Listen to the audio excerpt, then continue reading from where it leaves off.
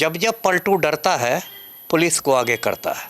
अचानक रात में 11-12 बजे के आसपास मतलब उनको घेर लिया गया उनके घर को, और इतनी पुलिस थी लगा कि मतलब ओसामा बिन लादेन के अड्डा को घेरा गया हो। एक फालतू सा वारंट दिखाया जा रहा था, है ना। फालतू मैं इसलिए कह रहा हूँ कि ऐसे वारंट हर थाने में सैकड़ों हज़ारों रहते हैं। ऐसे वारंटों का बिल्कुल बंडल रहता है थानों में, हज़ारों वारंट रहते हैं। कोई चूहा काटता रहता है, दीमक चाटता रहता है, कोई इसको देखने वाला नहीं है। माननीय सांसद है, बिल टूटा है फिर बिल हो जाएगा। पूरा बिहार समझ गया है, बच्चा समझ गया है कि कोई वारंट का तामीला नहीं हो रहा है। ये नीट छात्रा कांड में पप्पू यादव की आवाज़ को दबाने की कोशिश की जा रही है, और राजनेताओं में वो अकेले हैं जो बिल्कुल इस मुद्दे पर बहुत मुखर रहे हैं, आक्रामक रहे हैं। और आप देखें, बिहार राज्य महिला आयोग वाली को तो चुल्लू भर पानी में डूब मरना चाहिए, और पप्पू यादव की गिरफ्तारी हो गई है। मैं इस मुद्दे पर मजबूती से पप्पू यादव के साथ खड़ा हूँ। पनोरमा ग्रुप, जो सोचता है वो करता है। आपके अपने सपनों का आशियाना।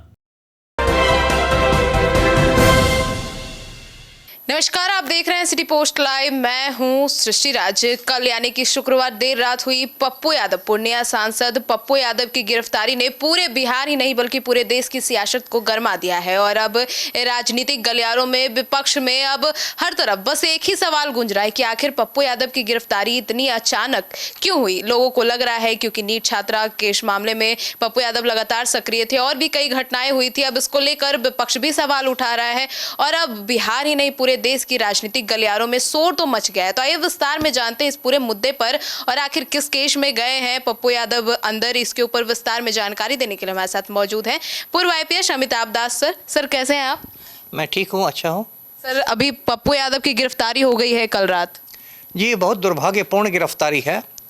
देखिए क्या है कि जब जब पलटू डरता है पुलिस को आगे करता है ना। बीपीएससी अभ्यर्थियों के भी आंदोलन में आपने देखा होगा पुलिस ने कितनी सख्ती से आंदोलन को कुचला था।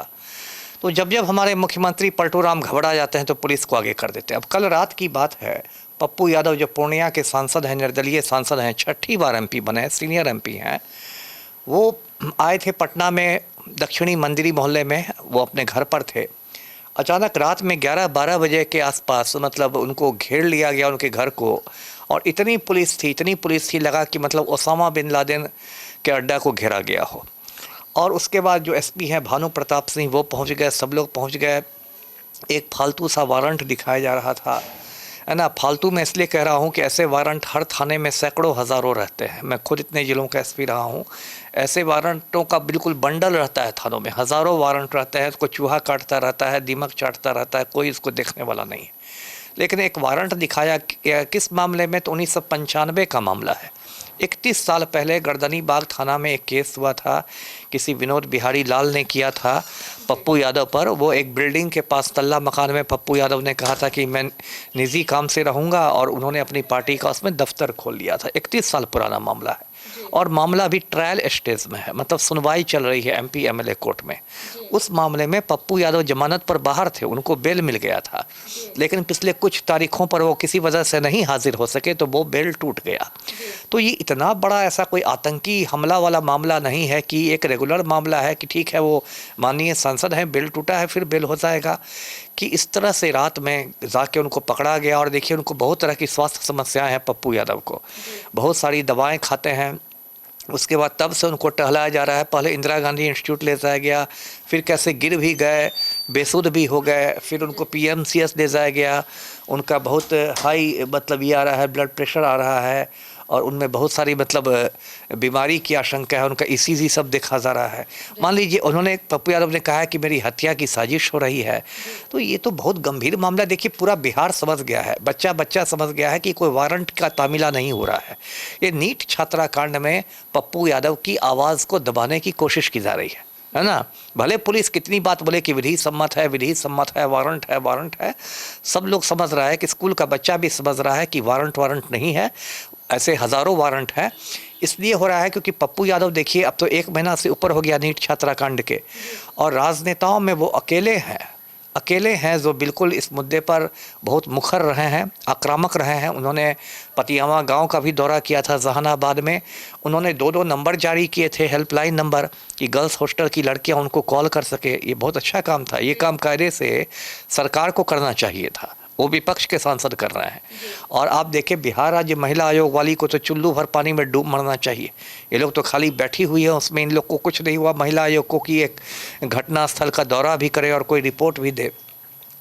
और पप्पू यादव को गिरफ्तार कर लिया गया और अब ऐसा दिखा, अगर ये सोच रहे हैं पलटू राम कि इससे वो निशांत कुमार को बचा लेंगे तो ये उनकी गलतफहमी है। क्योंकि ये जो नीट छात्रा कांड हुआ है, जो एक शंभू गर्ल्स हॉस्टल में नीट की तैयारी करने वाली छात्रा का रेप हुआ, मर्डर हुआ, इस कांड में गिरफ्तारी करवाई गई है अब, है ना। तो ये स्थिति है। तो देखिए, एक तो है कि SIT ने 90% तो सबूत मिटा दिए, है ना। उसके बाद केस दे दिया CBI को। अब देखिए 1 हफ्ता हो गया, CBI ने अब तक केस नहीं लिया है। ये भी एक अटपटी बात है कि इतना मतलब महत्वपूर्ण केस जिसने पूरे बिहार को क्या पूरे हिंदुस्तान को हिला दिया। आज तो राहुल गांधी और प्रियंका गांधी ने सोशल मीडिया पर पोस्ट किया है, संसद में आवाज़ उठी है। पूरे देश को हिला देने वाले केस में CBI इतना मतलब कछुआ चाल से क्यों चल रही है भाई? क्या प्रीमियर इन्वेस्टिगेशन एजेंसी है? क्योंकि हर बीतते दिन के साथ ये केस मतलब कमज़ोर होता जा रहा है। हर बीतते दिन के साथ इसके सबूत नष्ट हो रहे हैं और गवाहों को मैनेज किया जाएगा। मतलब किसी गवाह को धमकी देकर, किसी गवाह को लालच देकर, जो भी अभी गवाह हैं कुछ दिन में सबको मैनेज कर लिया जाएगा। उसका सब लोग मुंह में दही जमा के बैठ जाएंगे, है ना। तो ये बात बहुत दुर्भाग्य की है। और बिहार में ऐसे हालात हैं कि निशांत कुमार को बचाने के लिए पूरा सिस्टम लगा हुआ है और पप्पू यादव की गिरफ्तारी हो गई है। मैं इस मुद्दे पर मजबूती से पप्पू यादव के साथ खड़ा हूं और मैं खुद बिहार की बेटी को इंसाफ दिलाने के लिए लड़ाई लड़ रहा हूं और लड़ता रहूंगा जी। बचाने के लिए पप्पू यादव की गिरफ्तारी की गई है जी। तो सुना आपने। तो अब इस पूरे मुद्दे पर आपकी क्या राय है कमेंट सेक्शन में जरूर बताइएगा। धन्यवाद।